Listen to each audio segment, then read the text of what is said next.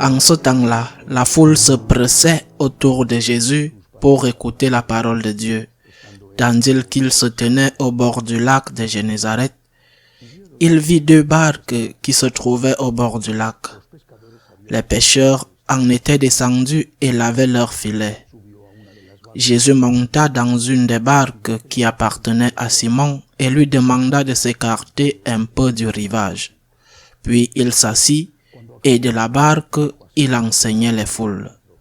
Quand il eut fini de parler, il dit à Simon, « Avance au large et jetez vos filets pour la pêche. » Simon lui répondit, « Maître, nous avons peiné toute la nuit sans rien prendre, mais sur ta parole, je vais jeter les filets. » Et l'ayant fait, ils capturèrent une telle quantité de poissons que leurs filets allaient se déchirer. Ils firent signe à leurs compagnons de l'autre barque de venir les aider. Ceux-ci vinrent, et ils remplirent les 2 barques à tel point qu'elles s'enfonçaient.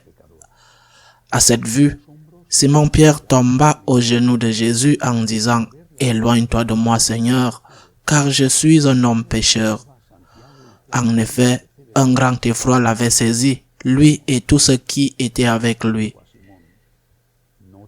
devant la quantité de poissons qu'ils avaient pêchés. Et de même Jacques et Jean, fils de Zébédée, les associés de Simon. Jésus dit à Simon, « Sois sans crainte, désormais ce sont les hommes que tu prendras. » Alors ils ramenèrent les barques au rivage et laissant tout, ils le suivirent. Acclamons la parole de Dieu. Saint Pierre avait raison. Il avait raison quand il a dit à Jésus, « Éloigne-toi de moi, car je suis un pécheur. » Il avait raison. Nous ne savons pas quels étaient ses péchés, mais c'était un pécheur.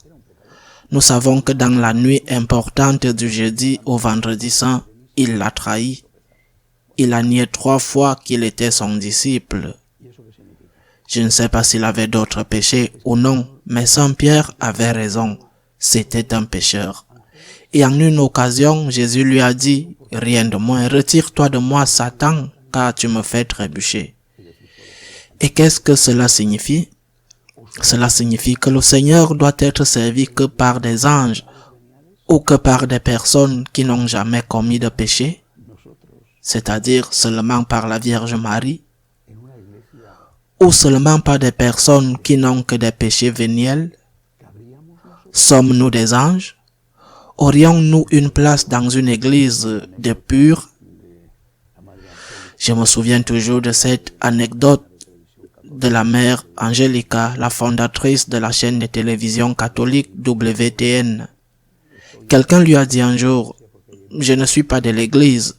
Je ne vais pas à l'église parce qu'il y a tellement d'hypocrites. » Et elle a répondu à ce monsieur, « Ne vous inquiétez pas, venez, il y aura toujours de la place pour un hypocrite de plus. » La pure vérité. Si l'église n'admet pas les pécheurs, aurions-nous de la place? Qu'est-ce que nous avons cru être? Nous sommes tous des pécheurs. Bien sûr, quand je dis cela, certaines personnes pensent immédiatement ou sautent en l'air ou disent comme excuse, il y a eu des pédérasties dans l'église. Et malheureusement, c'est vrai, c'est vrai.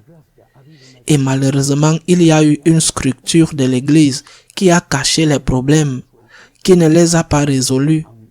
Et des abus ont continué de la part des personnes qui auraient dû être retirées immédiatement une fois que le premier abus a été signalé. Tout cela est vrai. Mais il est également vrai que c'est une très petite partie du clergé qui a commis ces abus, ce qui est une proportion plus faible que les abus commis dans d'autres professions. Et à côté de cela, en plus de ces abus qui ont malheureusement existé, beaucoup de bonnes choses ont été faites et continuent d'être faites par les prêtres. Pas par tous, mais bien sûr par beaucoup de prêtres. Ainsi donc, lorsque nous disons à Jésus, « Éloigne-toi de moi, car je suis un pécheur », nous reconnaissons nos limites. Et le Seigneur nous répondra toujours ce qu'il a répondu à Saint Pierre, ce qu'il a dit à Saint Paul des années plus tard. Ma grâce te suffit. La force se réalise dans la faiblesse. Saint Paul lui avait demandé d'éloigner de lui l'aiguillon de la chair. Nous ne savons pas s'il était malade d'épilepsie par exemple, ou s'il avait des tentations contre le 6e commandement, et parfois peut-être qu'il y tombait. Nous ne le savons pas. Mais il a demandé au Seigneur de s'éloigner de lui, et le Seigneur lui a dit, ma grâce te suffit. Et Saint Paul a reconnu qu'il portait le trésor qu'il avait reçu de Dieu dans un vase d'argile fragile. Ne soyons pas plus exigeants que Dieu lui-même, parce que nous avons nous aussi besoin de miséricorde, c'est-à-dire demandons aux prêtres de bien enseigner et d'être sur le chemin de la sainteté, qu'ils ne s'installent pas dans le péché, qu'ils s'efforcent chaque jour d'être saints, parce que c'est exactement ce que nous devons nous demander à nous-mêmes. Être fidèles à la doctrine et chaque jour recommencer à zéro pour essayer un peu d'être meilleur à la fin de la journée, plus meilleur que le jour antérieur. Ainsi soit-il.